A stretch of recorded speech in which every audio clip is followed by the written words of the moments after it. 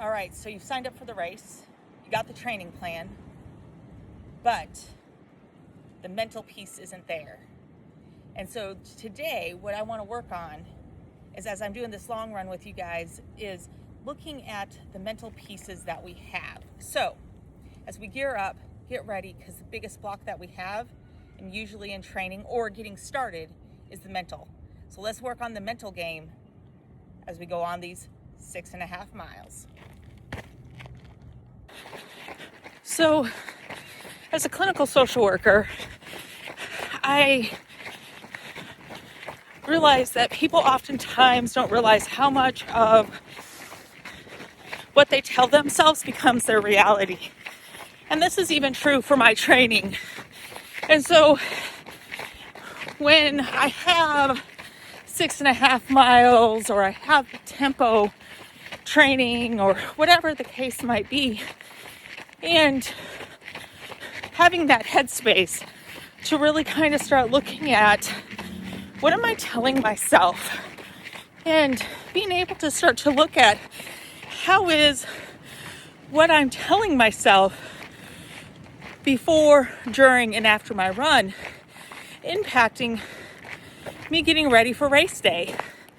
And so some of the common cognitive distortions or thinking traps that we can get into is black and white thinking, which is also all or nothing, being able to only look at certain types of evidence, predicting the future, catastrophizing, minimization, all of those type of things that really start to impact our training, whether that is continuing, whether that's moving to the next level, whether that's even getting started.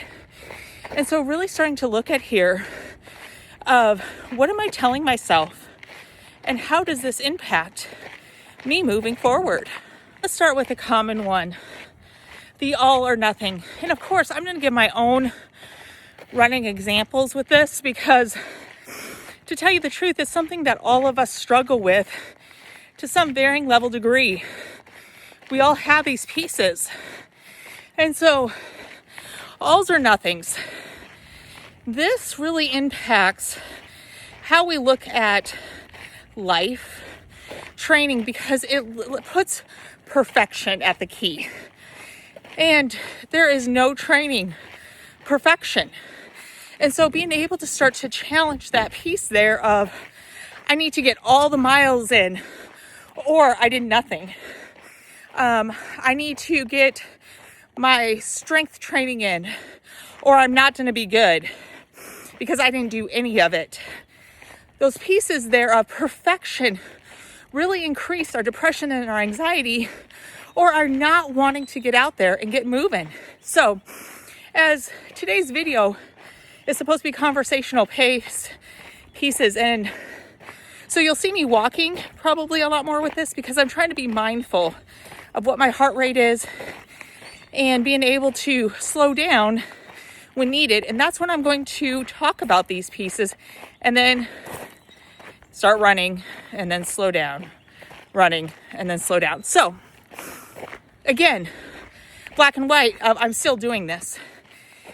Not I should be at a certain part or I failed my running. No, it's not all or nothing. It's really challenging that piece there of there is the gray. Some days are going to be better than others. The weather, the sleep that we've had, all of those things that we need to take into account, which we will talk about later. Another one that is really common is only looking at certain types of evidence. And this is really easy to do with training. So last long run Sunday, I had 40, 50 degree temps. This Sunday, it's already in the 70s. Sunny, last week was cloudy. And so right now, as I've been running, I'm like, why is my heart rate in the 160s? I'm never going to get this run done because I'm so far into the heart rate already, and I don't even know if I've gone a mile and a half. maybe a little over, maybe. So that piece there of only looking at certain types of evidence, when we tell ourselves we're not doing good, when we tell ourselves we're going to fail, when we tell ourselves that, why did I even sign up for the race? I'm not good enough, because we're just looking at one moment in time and not looking at all the factual pieces that go along in it and the evidence. So I really want to challenge you, when you are out running, and put this in the comments below, what are you telling yourself that you're not paying attention to all the evidence? So is it, I am slow? Is it, I'm never going to get the race that I want to in? Is it, I'm never going to get to the paces I want to? Is it that I'm a horrible person because I'm not doing this or that? Whatever those is, put those in the comments below. And really, let's help each other with looking at what is the things that support this and what's the things against it, and what's actually probably going on in that gray in between. So another one is minimizing and catastrophizing. So this is also easy to do with our runs.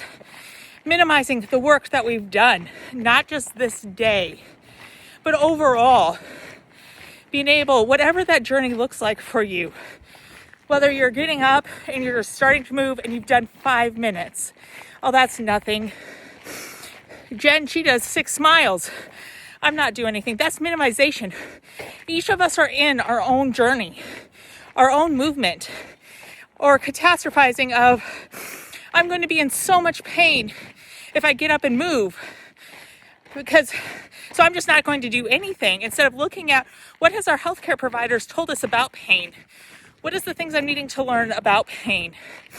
Or catastrophizing of, I'm going to completely mess up the race because I'm not going to get in at this time. When what is your actual goal? Where are you at right now? Are you setting realistic expectations for yourself, or are you making it so you can either minimize or catastrophize? Because then you feel like maybe you have an out. Instead of looking at, how do I work through this? What do I start to tell myself? And when I say looking at the evidence here, I'm really talking about what's coming through the 5 senses. So did you get the miles in? What was the conditions? What those things there, and not all those naysaying horrible things that we tell ourselves in our heads. So let's keep on running.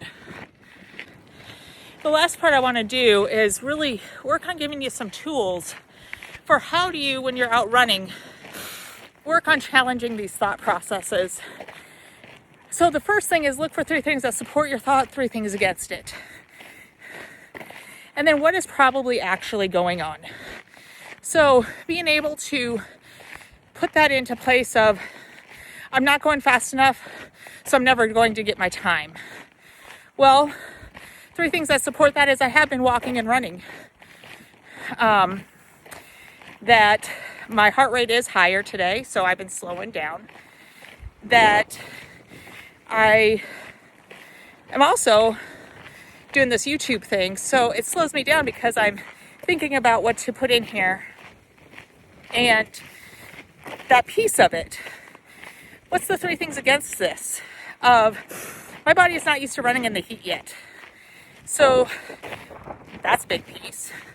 There is a wind going on today, and that I am not into speed. In all actuality, working out for me is about my mental health. It is not about, can I get an 8 or 9 minute mile in?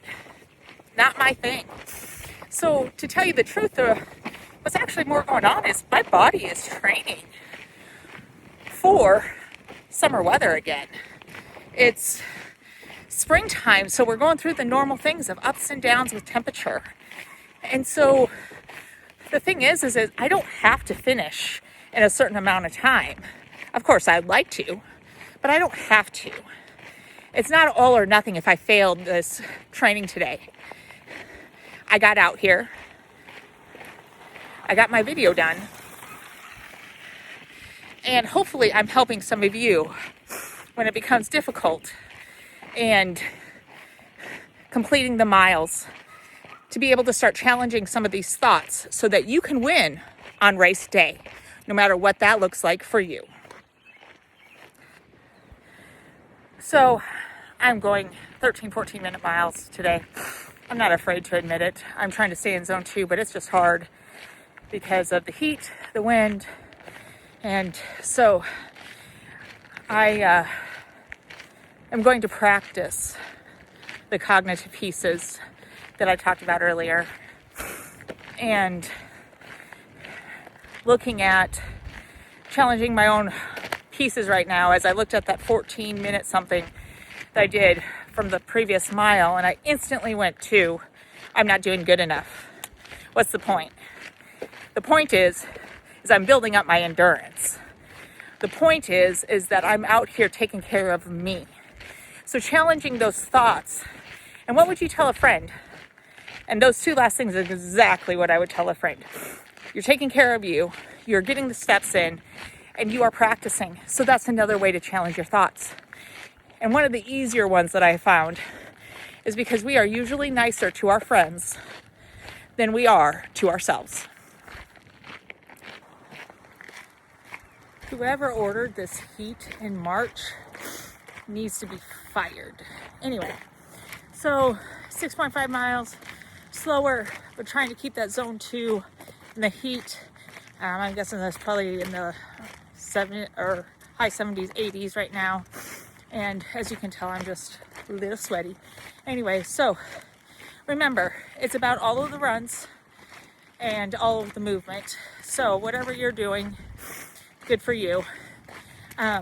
Whether you're walking, jogging, running, or sprinting, get out there and move. Enjoy the beautiful weather, even if it's a little warm. Make sure you're drinking your water and staying hydrated. And look forward to seeing you on next long run Sunday. And if you like what I'm doing, please like and subscribe. Share with a friend. Let's get movement out there.